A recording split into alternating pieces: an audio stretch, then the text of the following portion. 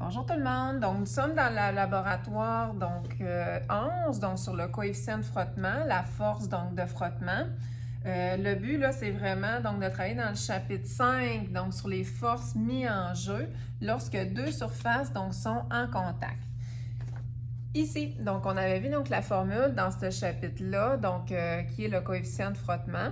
Coefficient de frottement, c'est une espèce de U là, en cursive. Pour trouver ce coefficient-là, il faut faire la force de frottement divisée donc par la force normale.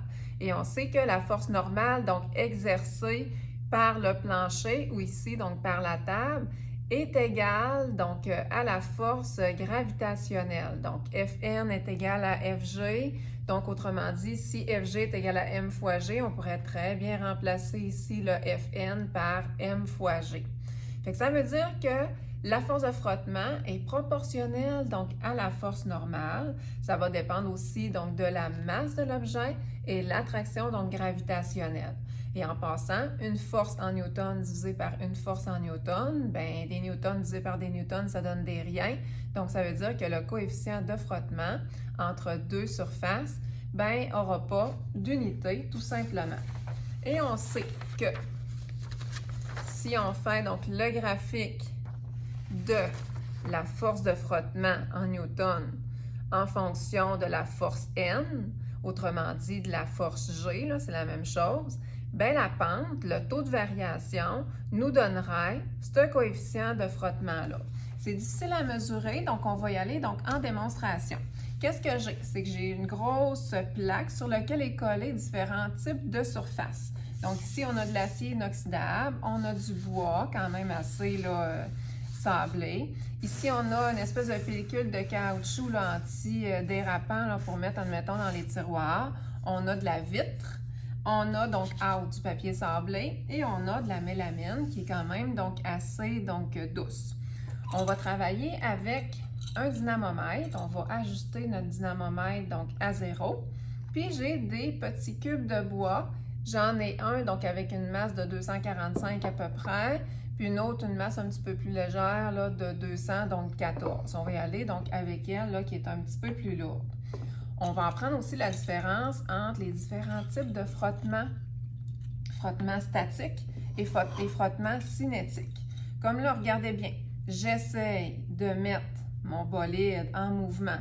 Là, on a du bois versus donc du bois. Je ne sais pas si vous voyez, je tire sur mon dynamomètre. J'exerce une force. Regardez, l'aiguille donc va bouger, sauf que mon objet ne bouge pas parce qu'il faut que je contre la force de frottement statique. Lorsque je réussis à contrer ce frottement-là, je ne sais pas si vous avez vu, l'aiguille donc va osciller. Je recommence. Donc, je tire, ça marche pas. Oh, l'aiguille commence à osciller. Et là, j'ai mon frottement cinétique qui entre en jeu. Mon frottement statique est toujours plus haut. Ça prend toujours une plus grande force pour mettre l'objet en mouvement, mais un coup en mouvement, je peux traîner avec une force donc égale. Donc, pour mettre mon objet donc en mouvement, j'ai exercé à peu près donc une force de 1,2 sur le bois-bois, donc bois versus bois, sur l'acier inoxydable, donc environ donc 1, sur mon espèce de tapis donc en plastique, en caoutchouc, antidérapant, oh boy, donc je vais aller jusqu'à 1,8, plus difficile, sur la surface donc en verre. Si j'essaye de tirer, ça va être différent donc aussi, à peu près donc 1,3. Sur le papier sablé, à 2, je ne suis même pas encore donc en mouvement. Fait il va falloir que je me rende donc même plus qu'à 3 donc pour me mettre donc en mouvement. Fait que ça veut dire que c'est plus difficile, le coefficient de frottement entre papier sablé et le bois, c'est pas surprenant, donc c'est plus élevé. Et sur la mélamine, si je m'installe donc comme ça, bien évidemment, donc ça va être vraiment donc plus facile, donc plus doux.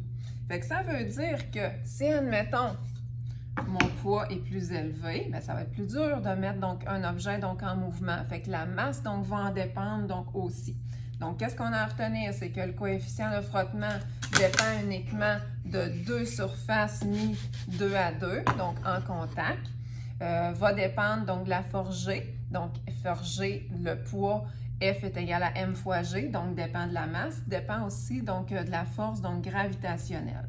Donc et voilà, donc ça fait le tour de notre laboratoire 11. Merci de notre chapitre 5.